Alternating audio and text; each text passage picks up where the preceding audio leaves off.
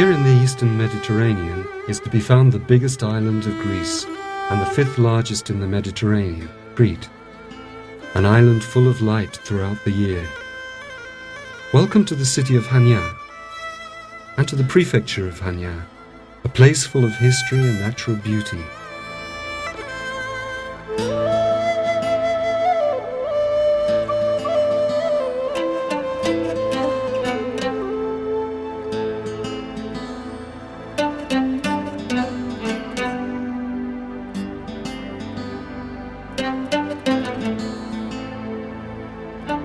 So full of variety that it's more like a small continent than an island. Beaches at the feet of sheer mountains, sand dunes, islands and lagoons.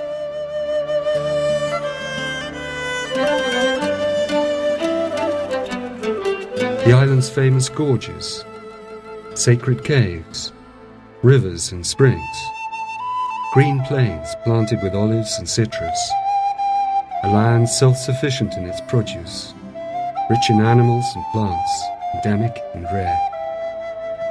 Villages where traditional ways of life continue. Innumerable churches, monasteries and castles, sites of archaeological and historical importance.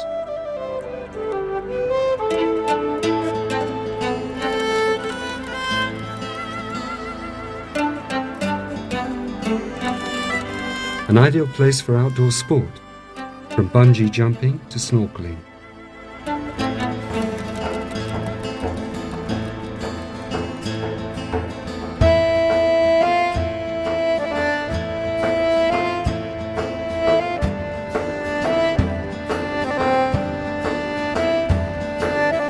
Trading in homegrown, homemade products.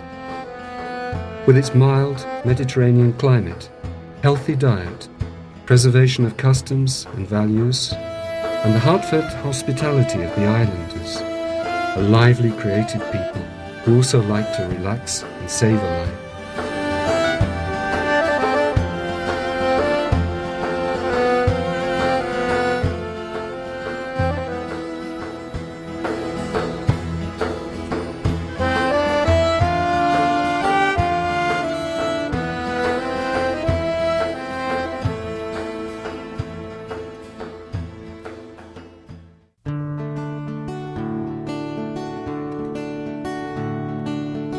The old town of Chania is a blend of many different cultures, a labyrinth of twisting alleyways and little neighbourhoods, each with its own character.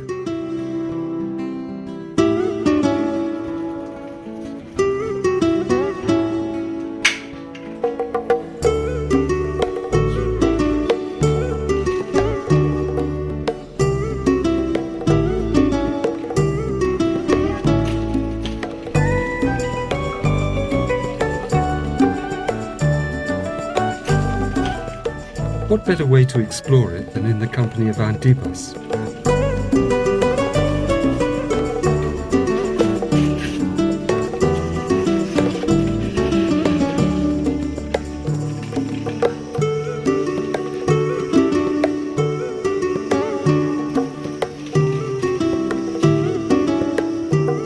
Kumkapi, Sandgate, one of the entrances in the massive walls of the Venetian city. Stallholders come in from all the surrounding villages to sell their wares in the Saturday morning street market.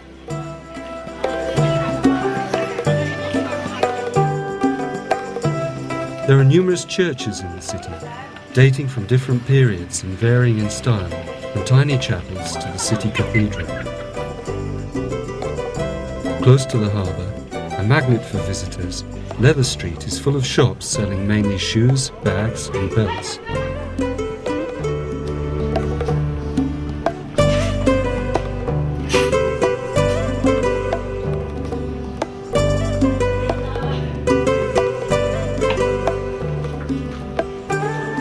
The public market of Chania stands at a central point between the old and new cities, a route centre and meeting place. In its 80 or so shops can be found every variety of local produce, which can be sampled, cooked fresh, at tavernas inside the building.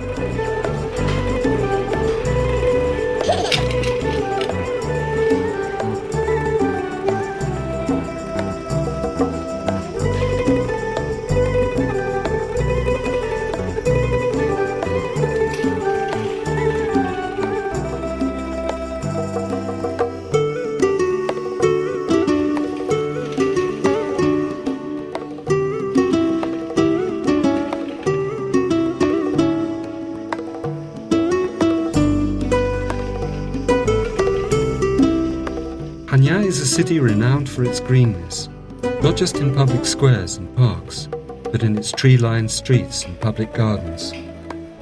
In particular, the inhabitants of the Old Town display their fondness for plants and flowers, whether grown in little courtyard gardens or in pots, filling the streets with colour and perfume.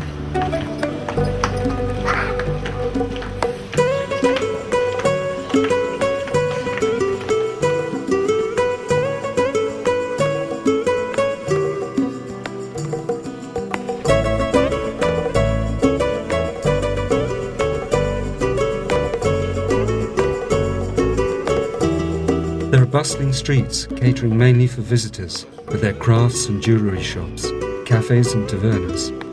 And there are quiet places where the character is purely local. All set amidst buildings of distinctive character. Venetian palaces with their inscriptions and beautifully carved doorways.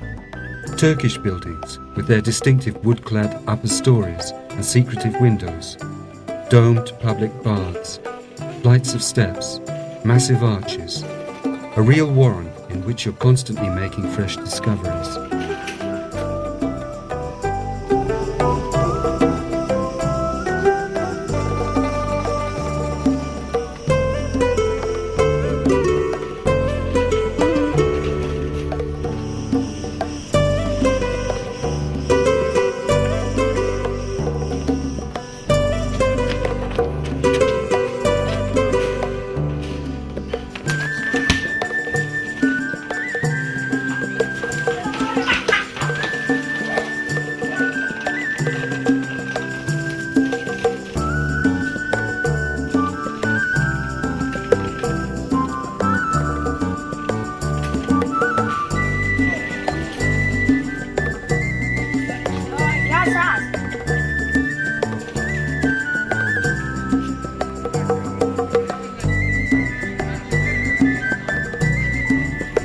The real jewel of the Old Town is its Venetian harbour.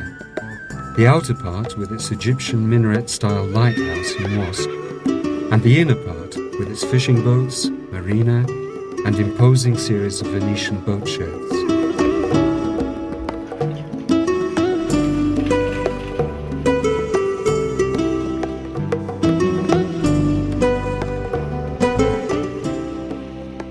No visit to Chania would be complete without spending some time here, just relaxing, especially in the morning over breakfast, when the sun glows on the facades of buildings reflected in the mirror-like water, or at sunset, sitting in the evening cool, watching the world go by. Chania, however, is not just an old but also a new town, a city of some 80,000 inhabitants, which has spread far beyond the confines of its city walls, and has many distinctive areas. There are two large parks on the main road leading to the law courts, where you can escape the midday heat in the shade of tall trees.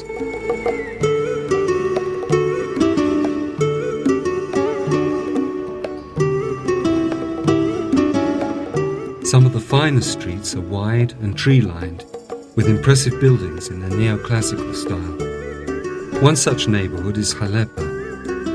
Further out of town, on a height above the city, are the graves of Venizelos, with a panoramic view over the city and bay of Chania.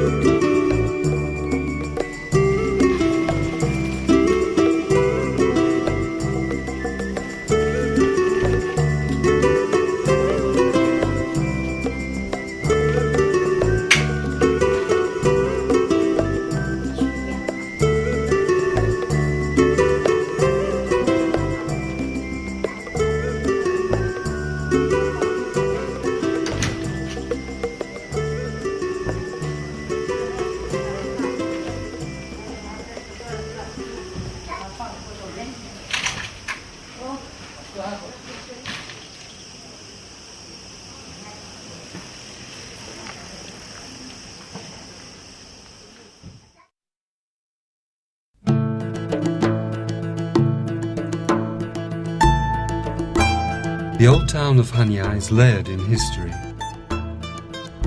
It lies within fortifications built by the Venetians in the 16th century as a defense against the Turks.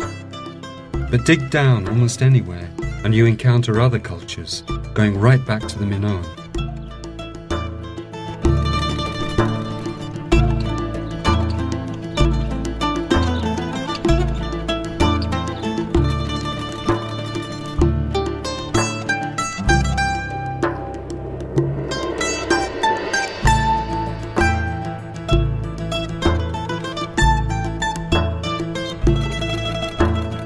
High above Suda Bay, commanding views in every direction, are the remains of the ancient city of Aptera, dating mainly from the Hellenistic and Roman periods, one of the most important cities of western Crete. Particularly interesting are the huge vaulted cisterns from which the city's water supplies were drawn.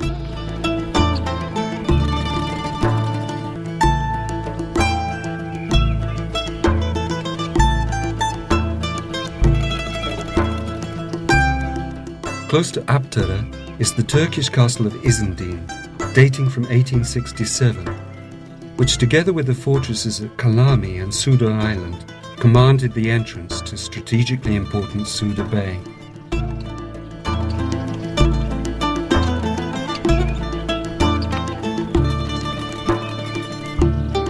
Another ancient city built in the 8th century at a site with panoramic views is Polyrrhenia. From here you look out north to the Aegean and south to the Libyan seas.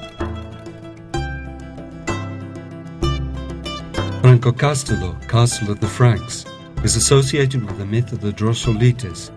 Every year, in May, the shapes of mounted warriors dressed in black, their weapons shining, are said to appear.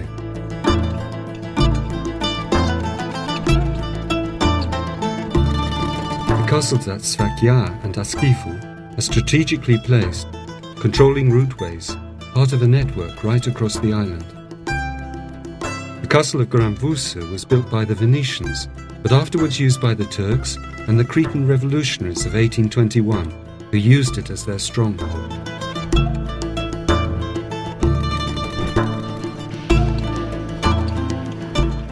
The Archaeological Museum is housed in one of the town's most beautiful Venetian buildings, a 16th century Franciscan monastery.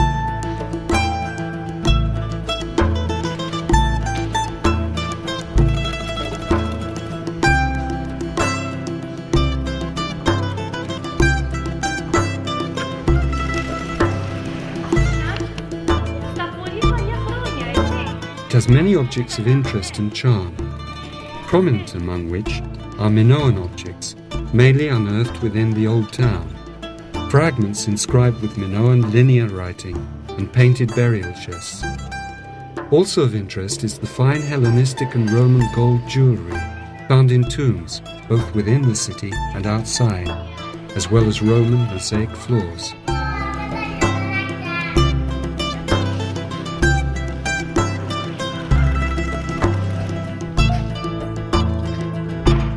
The sea has always been important for Cretans, providing them with employment in shipbuilding and trade.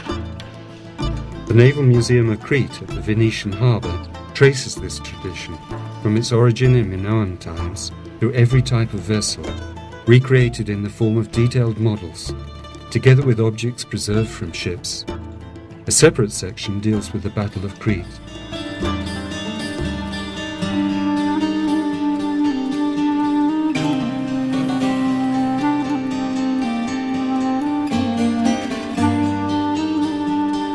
The Typographical Museum has many interesting objects associated with the history of printing, the only museum of this kind in Greece. The Municipal Art Gallery is one of several buildings that have been restored in a particularly imaginative way, blending neoclassical with modern. Exhibitions include works by important artists, both foreign and Greek. If there's one building in Chania that sticks in the mind, it is the extraordinarily harmonious Mosque of Hassan Pasha, now an exhibition space, which dominates the harbour with its domes like half eggshells.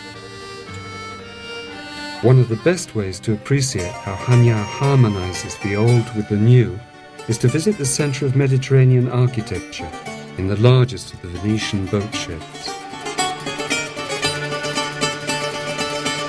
Back to Aleppo and the house of Eleftherios Venizelos, citizen of Chania, lawyer, freedom fighter against the Turks, Prime Minister of the newly united Greece, international diplomat and internal reformist, a truly dynamic figure, iconic to modern Greeks.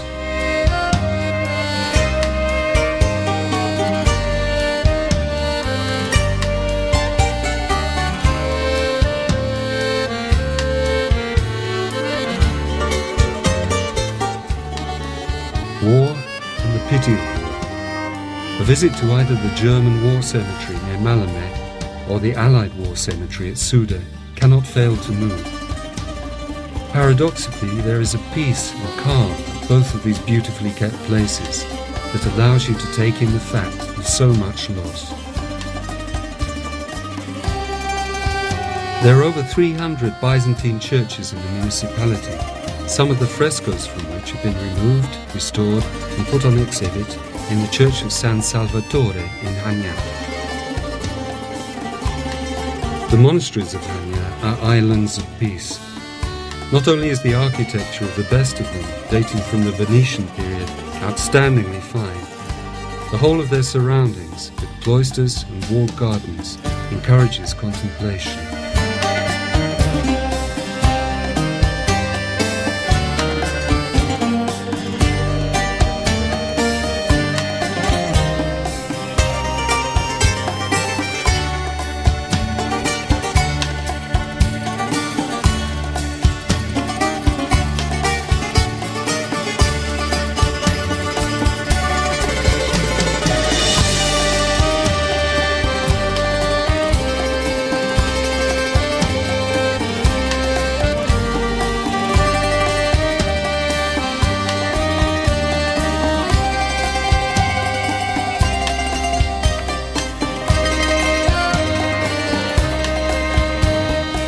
Over the thousands of years that Crete has been inhabited, waves of invaders have passed over it. All remained a while, but none managed to subdue it. The soul of the island is wild and proud. Thousands of years, whole civilizations, Minoans, Greeks, Romans, Arabs, Ottomans.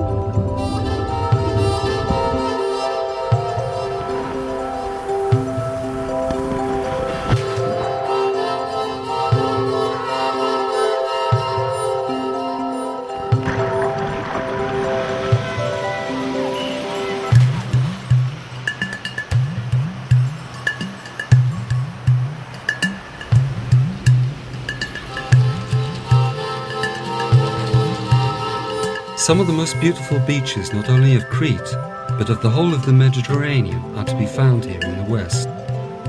Its 350 kilometers of coastline include beaches of every sort, from the sandy cosmopolitan beaches of the north coast, with their hotels, nightlife, and close proximity to the main towns, to the quiet, outstandingly beautiful beaches of the west coast, ideal for a day's excursion.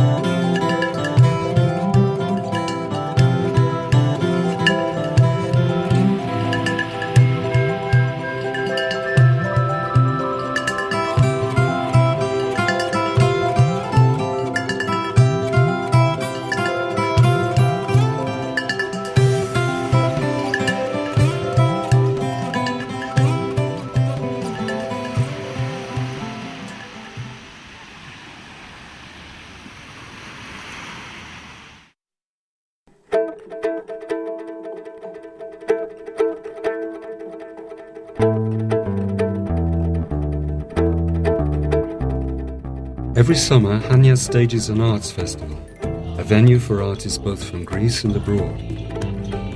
Greece being the birthplace of Western drama, it's not surprising that classical comedies and tragedies, Renaissance and modern plays figure prominently in the repertoire. Drama, however, is but one element in a full program of events in which dance, from classical to modern, and music of every kind play important parts.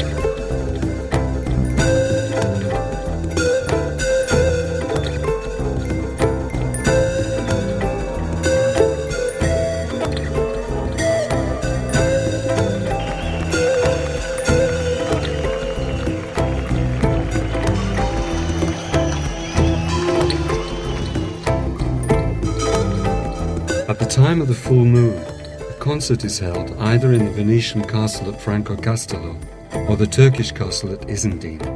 Either way, a wonderful experience.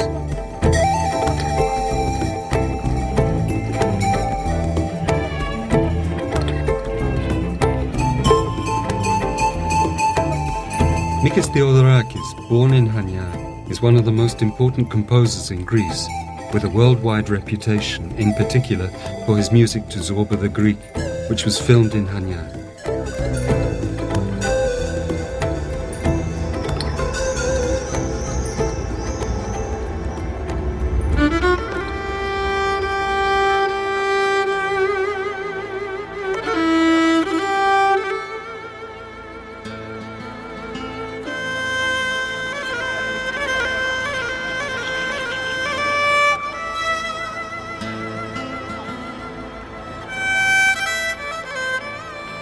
Tradition is a living thing in Chania, an everyday part of life, especially in the villages. The Cretan wedding occupied several days and was open to all. On the eve of the wedding, all the bride's possessions were carried to the groom's house on horses, decorated for the occasion, accompanied by friends and relations, lyre players and singers. On the day of the wedding, a procession set out from the groom's house to that of the bride, headed by a woman who, on reaching the house, sang a mantinada, asking the bride's parents to open the door. Joining together, the two groups then proceeded to the church. After the ceremony, the celebrations followed, with music, dance, and a great feast.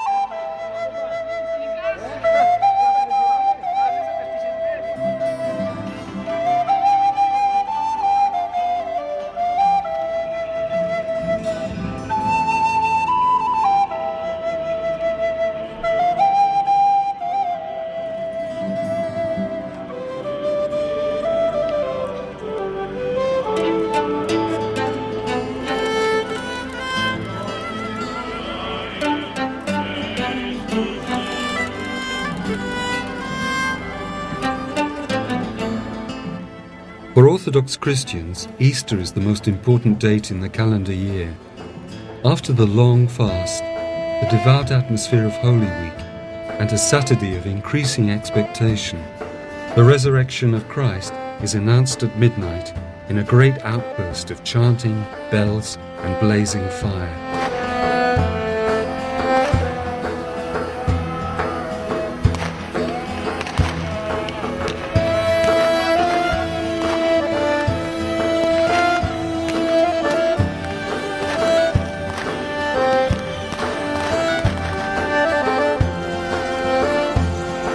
The blessing of the flocks in Asigonia in April is a custom unique to that village.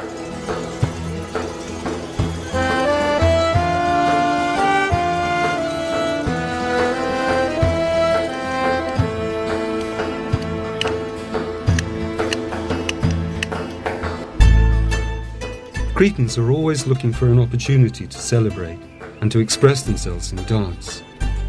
For that reason, feasts of the church and harvests of every kind, as for instance chestnuts, cherries and grapes, are celebrated throughout the year.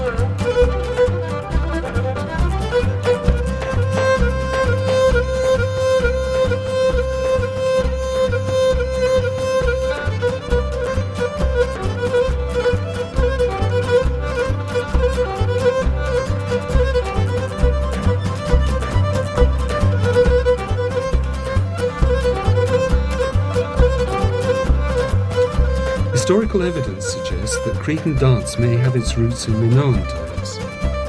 For Cretans, dance can express both joy and sorrow. At a crossroads between East and West, the island of Crete absorbed different musical traditions and mixed them without losing its own identity. Music was an inseparable part of life for the ancient inhabitants of Crete, the Byzantines and Cretans under the domination of Arabs, Phoenicians and Turks, and still today it plays an important part in their lives.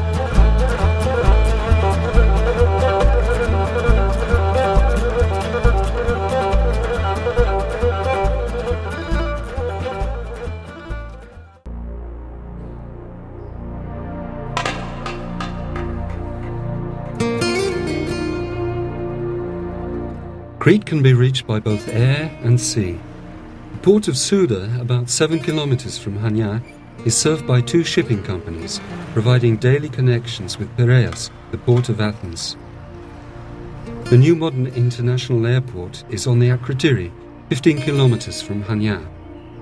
In addition to charter flights, 2 Greek airlines offer daily flights to destinations within Greece throughout the year.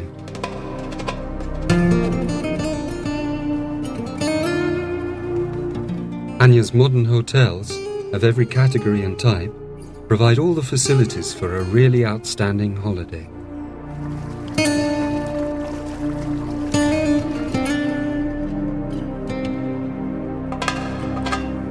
There is much scope for the development of winter tourism, owing to the island's generally mild climate. Since this is the season when the whole island is green, and it is the fruiting period for citruses and olives, the visitor will get a different picture of life than in the summer, and will get closer to the real life of the place.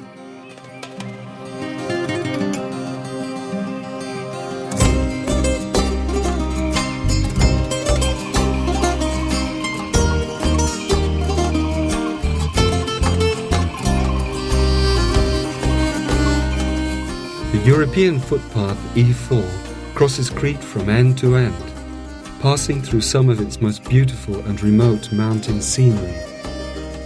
With the diversification of tourism has come the development of agro-tourism and ecotourism, an example of which is the traditional village of Milia, which won a prize for ecotourism in an international competition in 2003.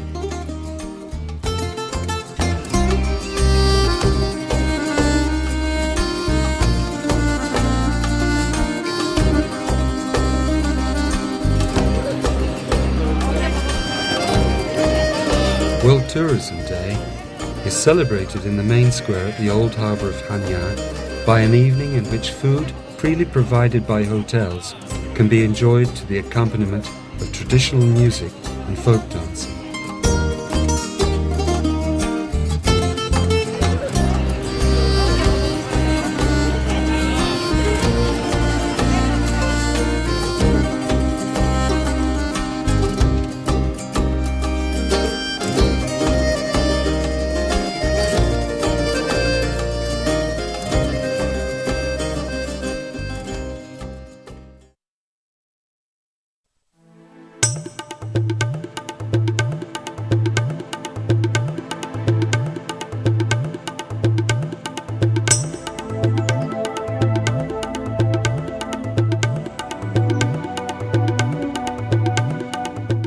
Western Crete is a uniquely varied place, a land of contrasts with a whole range of vegetational zones, from the coast to the moon-like peaks of the White Mountains.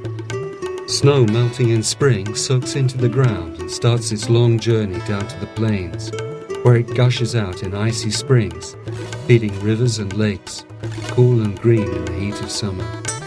Mountain plains spring their surprises, opening up suddenly before you, patchworks of fields, oases of fertility cut off from the world.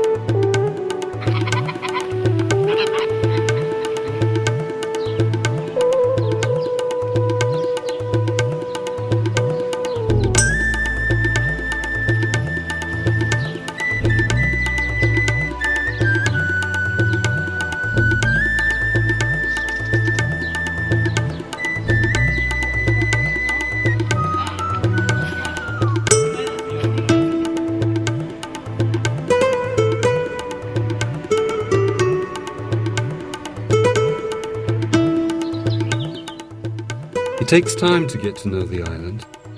You have to leave the towns and tourist centres and venture into their hinterland, exploring routes to villages often dramatically sited on hilltops or in remote places.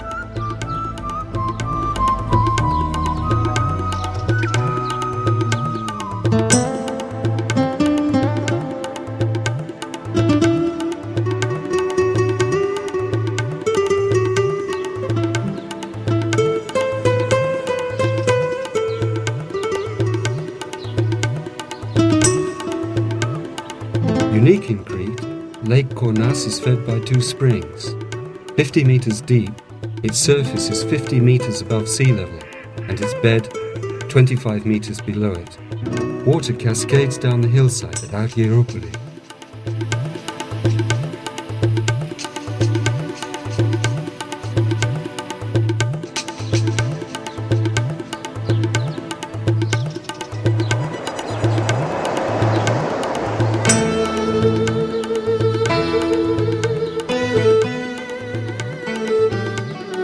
Just the name Sfakia conjures up ragged scenery, gorges, roads snaking up to impossible heights, panoramic views over the Libyan Sea, a pure environment, a people renowned for hardiness.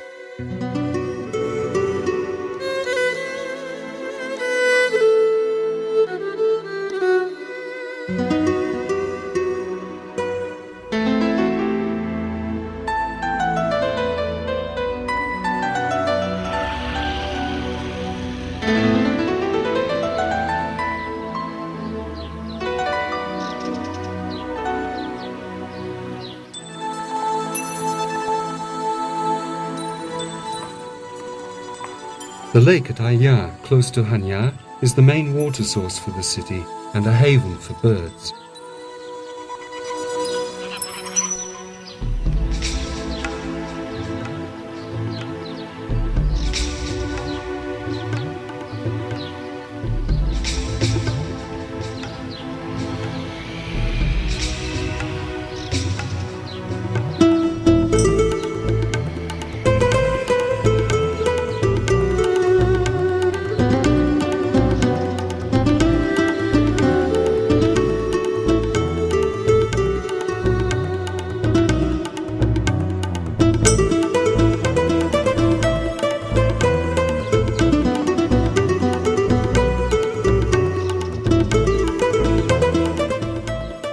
out in spring with their livestock, sheep and goats, bees gathering pollen from the blooming orange and lemon trees, the vines newly pruned, vines of many varieties, each producing its own distinctive wine.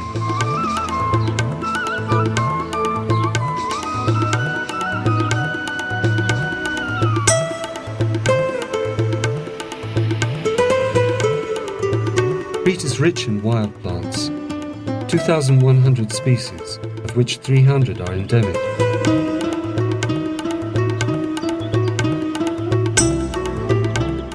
Gorges are particularly rich habitats. Wherever you go, you will catch scents of herbs, both familiar and new: marjoram, mint, sage, oregano. Knowledge of the use of these herbs in medicine and cooking is still widespread. Another unique feature of Crete are its gorges, of which there are about 100, 30 of which are in the west. They are testimony both to the enormous forces that have raised the mountains and to the power of water that for over 2 million years has sliced them like a wedding cake. The staining of their rocks, the trees that root in cliffs, the flowering plants that hang from rock walls, and the part that gorges have played in Cretan history as routeways and refuges make them a distinctive part of the character of the island.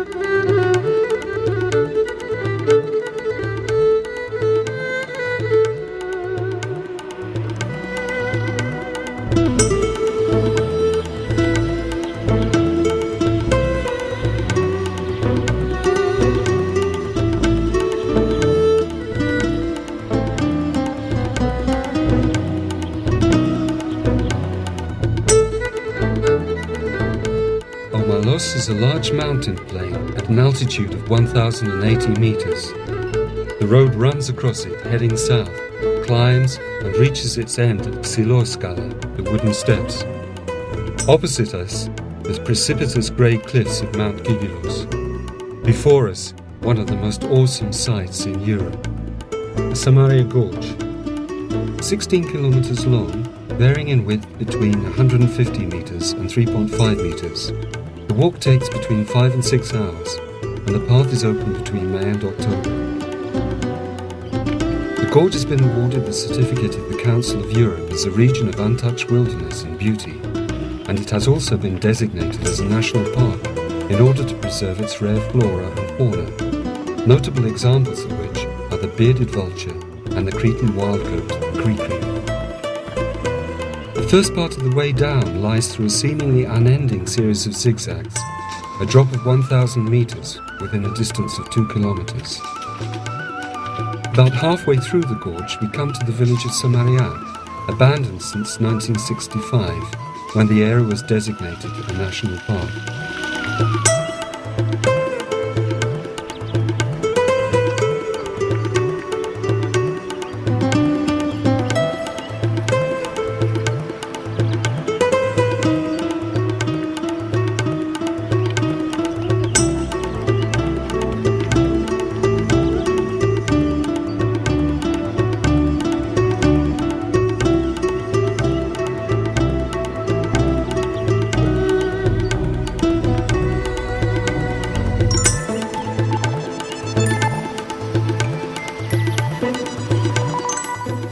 From here on, the walk becomes even more dramatic. The walls close in. Strata in the surrounding rocks sway in waves, shoots vertically up, cut by faults. Caves gape open. Cliffs are stained ochre, rust and grey in streaks.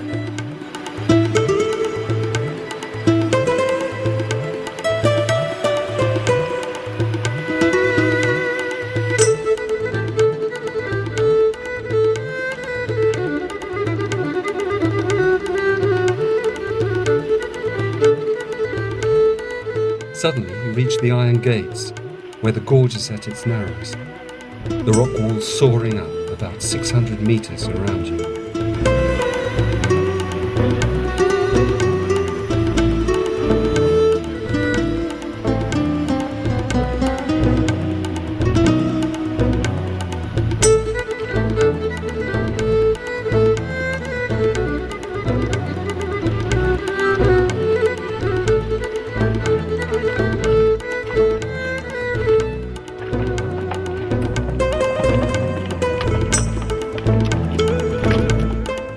and you're through into another world, the warm, dry south. Time for a well-earned swim at Iurumeli, and something to eat in one of the many tavernas before catching the boat back to Horisfakion.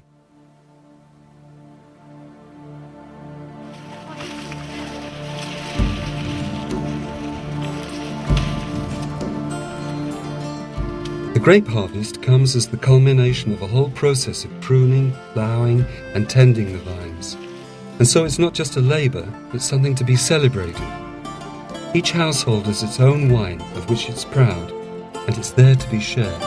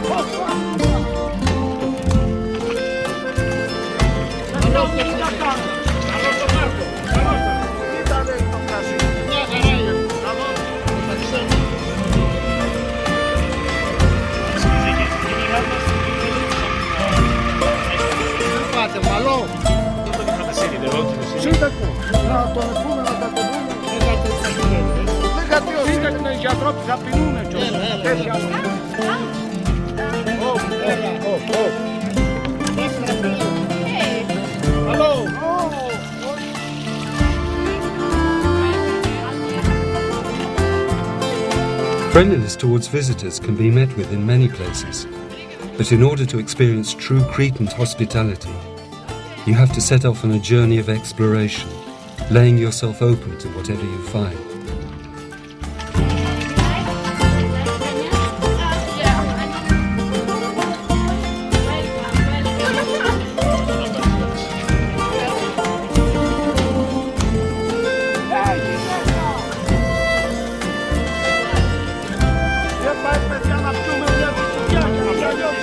The preparation and appreciation of food plays a very large part in Cretan life. The traditional Cretan diet is renowned for being one of the healthiest in the world, high in the consumption of virgin olive oil, wholemeal bread, pulses, fruit, vegetables and dairy products, very low in meat, fish and animal fats. But it's not just what is eaten, but how that matters. Eating is a shared ritual that takes time and brings people together.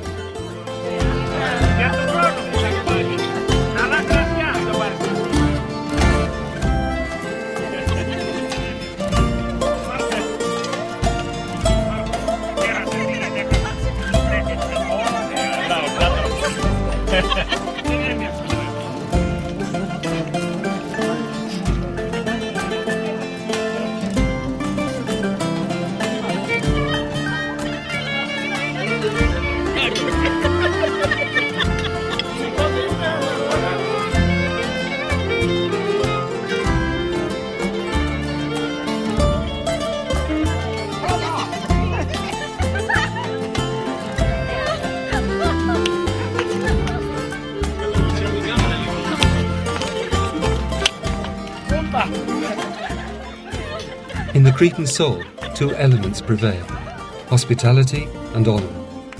While in the hierarchy of values, the highest place is occupied by family and friendship. If you're invited as a guest to join with Cretans in celebration, to sit with them at the table, drink and eat together, listen to the stories they want to tell you and the secrets they will share, if you open yourself to them, showing your pleasure in their company, you will be taken to their hearts. The Chaniot will give freely of whatever he has, however humble his dwelling, making you feel at home and at ease. It isn't something done for show or out of habit, it's something heartfelt. And once experienced, it's never forgotten.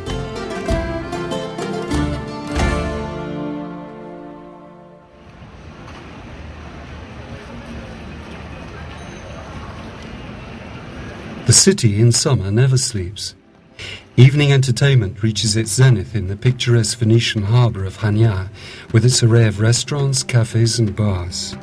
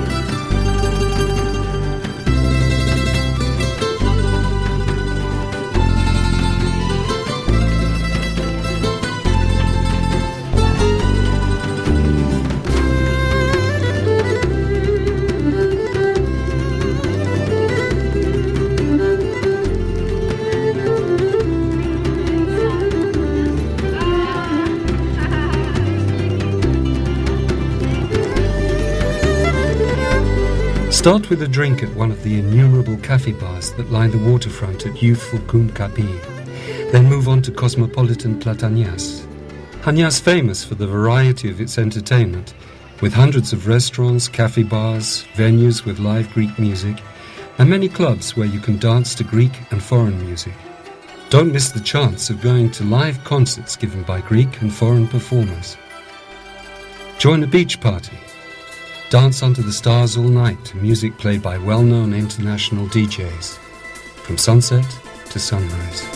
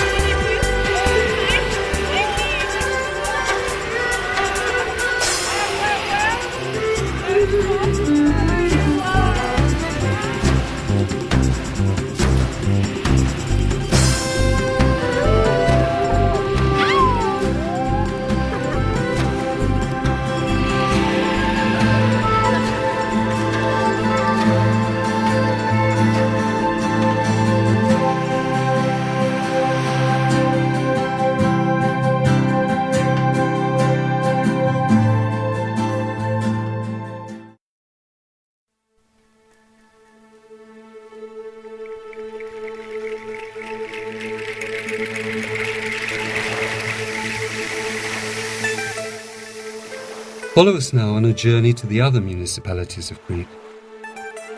Lasithi, 199 kilometers from Chania.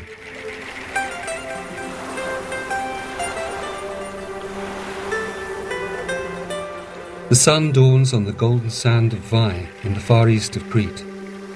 Behind it a forest of more than 5,000 palm trees that legend says grew from the pits spat out by Phoenician pirates.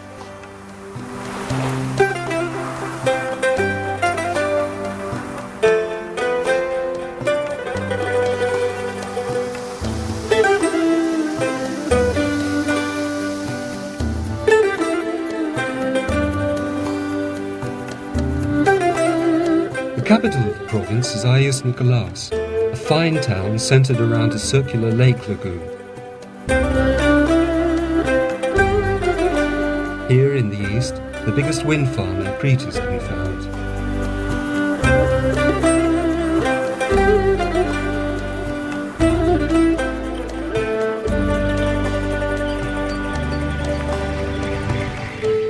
The monastery of Toplu stands isolated. Mainly characterized by small, isolated villages, the prefecture also includes the towns of Sitia, Hierepetra and Alunda.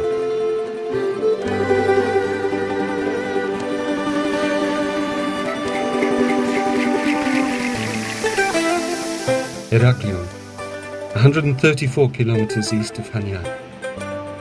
The commercial and economic center of Crete and the capital of the island.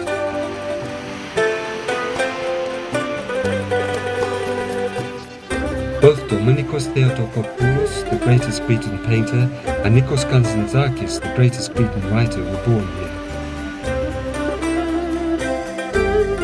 South of Heraklion, within a short distance from the town, is Knossos, the center of Minoan civilization. Thousands of tourists come here every year to admire the amazing techniques used in the construction of this labyrinthine building.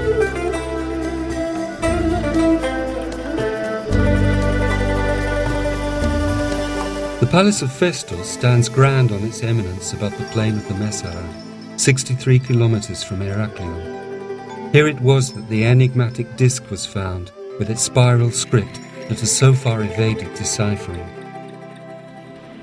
Finds from these two great palaces, along with others from many sites in central and eastern Crete, are housed in the Archaeological Museum in Heraklion, a dazzling collection, one of the most important in the Mediterranean.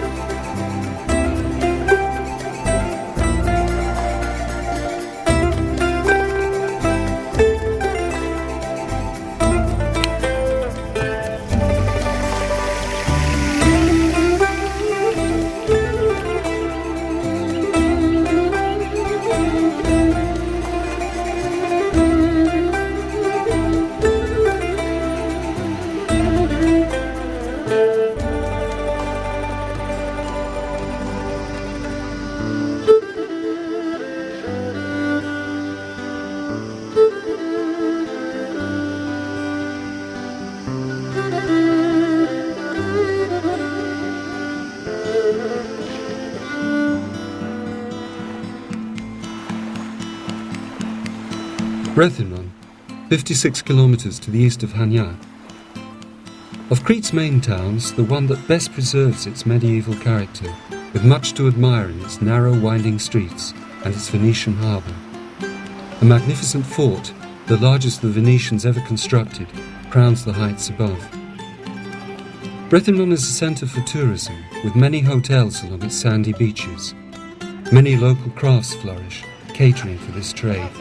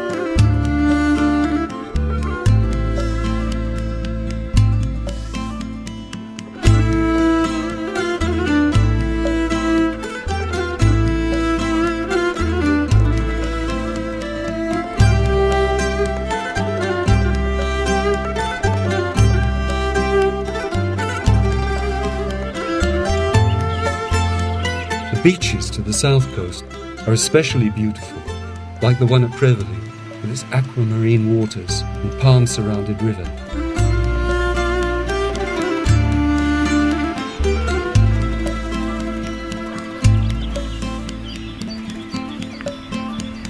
Perched above it is the monastery of Prevoli.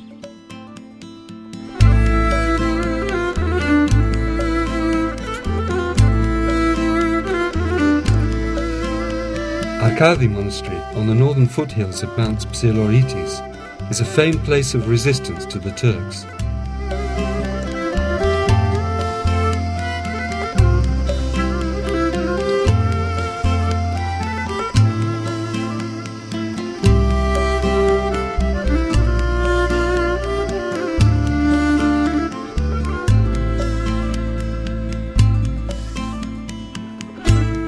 High on the mountain plain of Nidas, beneath the towering peak of Psilorites, is the cave of the Aedeonandron, one of the two caves in Crete associated with the birth and upbringing of Zeus, king of the gods.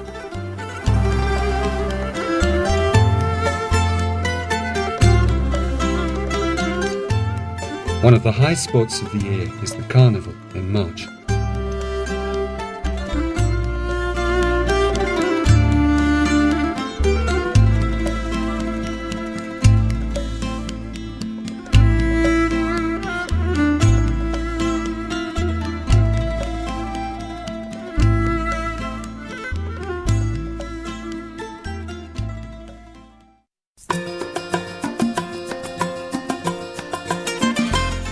Farewell then to Chania. Our journey has taken us to some of its most beautiful places and to the heart of its most important values. It only remains for you to come and experience them for yourself. Τραγουδώ στη σιγαλιά, πλάι στο φανάρι και θυμάμαι τα παλιά. Βγήκε το φεγγάρι και θυμάμαι τα παλιά. Βγήκε το φεγγάρι και φυλάει τη γειτονιά με το καλδερίμι, τα στενά του το πανά. Γέμισαν ασήμι, τα στενά του το πανά. Γέμισαν ασήμι. Ζωντανεύουνε ξανά οι καημοί κι οι θρύλοι. Όνειρο είναι τα Χανιά, νύχτες του Απρίλη. Όνειρο είναι τα Χανιά, νύχτες του Απρίλη.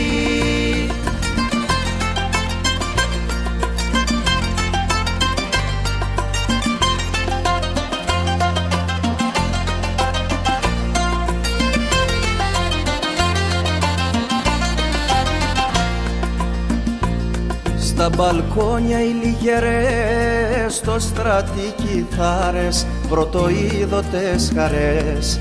Στέναγμοι λαχτάρες, πρωτοείδωτες χαρές. Στέναγμοι λαχτάρες. Και προσμένουνε οι νύχοι πλάι στη γωνία. Σιγοκλαίνε οι ουρανοί απ' την αγωνία. Σιγοκλαίνε οι ουρανοί απ' την αγωνία. Ζωντανεύουνε ξανά οι καημοί κι οι θρύλοι. Όνειρο είναι τα Χανιά, νύχτες του Απρίλη. Όνειρο είναι τα Χανιά, νύχτες του Απρίλη. Ζωντανεύουνε ξανά οι καημοί κι οι θρύλοι.